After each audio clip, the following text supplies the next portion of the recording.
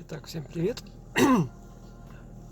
Я сижу в Форде 3 2011 года, сборка Россия.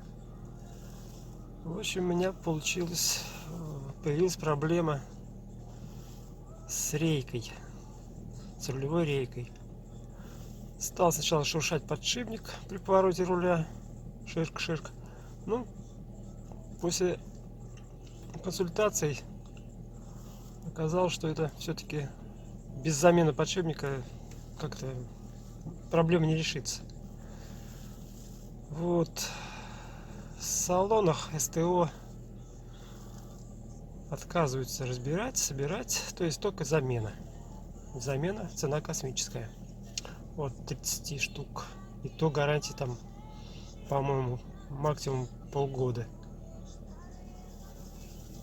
Ну, нашелся умелец, который сказал, что я как бы разбираю рейки. Ну, давай, привози.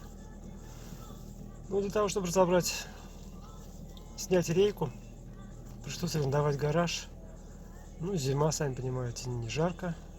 Сняли мы эту реечку, привезли. Да, там была проблема в том, что попала вода. Когда вот мороз начались, руль прям стоял на месте колом. Вообще невозможно было повернуть. После того, как прогреешь двигатель, то как-то все возвращалось, движение. Но с усилением мороза двигатель прогревать становилось проблематично. Один раз я прогревал час с лишним. Пришлось разбирать. Заменили мы подшипник. 5100 он мне обошелся. Все собрали, все промазали.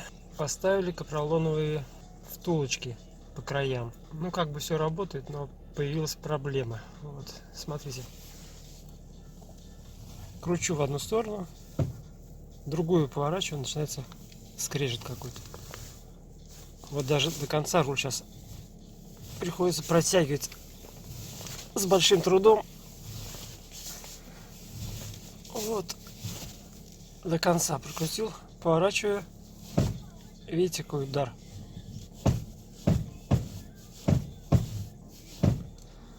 То есть получается стук в рулевой рейке. Когда едешь по городу, то, конечно, приходится балансировать. Вот такой стук вообще очень тяжело. Ну и это, наверное, небезопасно. Что привело к такому стуку, непонятно. Возможно, нужна балансировка, калибровка, балансировка, не знаю. На сайте в интернете нашел такую информацию, что капролоновые втулки надо подгонять вплоть до микрон. Где-то прижимает, когда их ставишь, они деформируются. И получается пережим. То есть в одной левой стороне должен быть чуть больше ход, и тем более наискосок как-то там, я не знаю. Ну вот, наверное, придется разбирать все заново и смотреть. Сначала втулки вытащим, посмотрим, как это будет себя вести. А потом будет видно. Ну все, может, кто подскажет эту проблему, как решить. Спасибо. Как будет решение найдено, сниму ролик. До связи.